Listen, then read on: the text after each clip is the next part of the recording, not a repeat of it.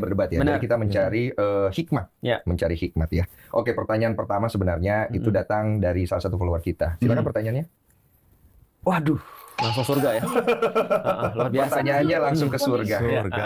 Pertanyaannya surga. Jadi Ya. simpelnya adalah surga di Islam seperti apa? Oke, surga di Islam ya. Apa nggak senior dulu nih?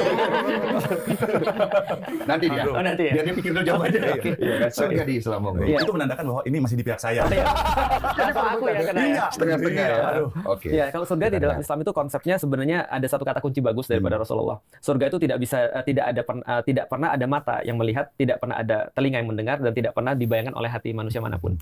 Hanya saja kan kalau kita ngomong gitu nanti konsepnya jadi abstrak kan. Nah, maka dipilihlah sesuatu yang bisa dibayangkan oleh manusia sedekat-dekatnya. Oke. Nah, maka kata-kata surga dalam bahasa Arab itu jannah. Sebenarnya jannah artinya adalah sesuatu yang tertutup. Jadi sesuatu yang tertutup oleh hijau-hijauan sebenarnya. Jadi kalau ada seseorang yang ada di taman kota, misalnya lalu dia ada pohon-pohon tinggi yang terus kemudian menutupi satu sama lain, tajuk-tajuknya itu, nah itu konsep jannah di dalam Islam. Jadi kalau misalnya ini sedikit ngambil porsinya pendeta Marcel ya. Kalau misalnya di Katolik dulu ketika aku tahu, mungkin dulu aku Katolik, namanya kan Garden of Eden. Nah, itu sama, garden kan artinya konsep jannah. Jannah dibahasakan dalam bahasa Inggris jadi garden. Nah, Eden itu adalah salah satu dari surga yang dikenal di dalam Islam, Jannatul Aden. Jadi Jannah Aden itu sama Eden. Jadi adalah surga itu konsepnya begitu. Maka kalau konsepnya adalah sesuatu yang tertutup, itu berarti ada dan hijauan, ada sungai-sungai di situ.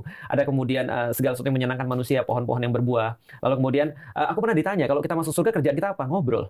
Seperti ini kerjaannya. Jadi artinya bahkan ulama-ulama bilang gini, kalau di dunia itu ada orang-orang yang beriman di dunia, ketika dia nanti masuk surga, ada pekerjaan-pekerjaan yang dia rindukan ketika di dunia, ngobrol. Karena di surga itu literally kerjaannya ngobrol. Iya, itu juga aku penasaran itu. Nongkrong.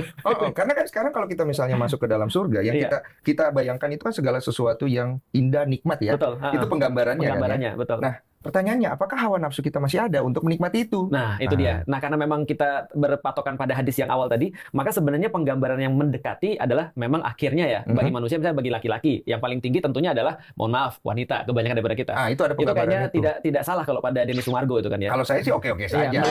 Oke-oke saja. Cuma kan pertanyaan logikanya banyak umat ya, maksudnya. Lah kalau misalnya kita di sana, maaf ya, ada istilah bidadari dan lain-lain, loh kok jadi urusannya ada duniawinya? Betul. Gitu. Nah, yang kalau aku tangkap sih sebenarnya adalah tadi sebenarnya kalau berpatokan pada awal sebenarnya itu cuma mungkin penggambaran yang paling ultimate ya, kenikmatan yang paling besar pada laki-laki.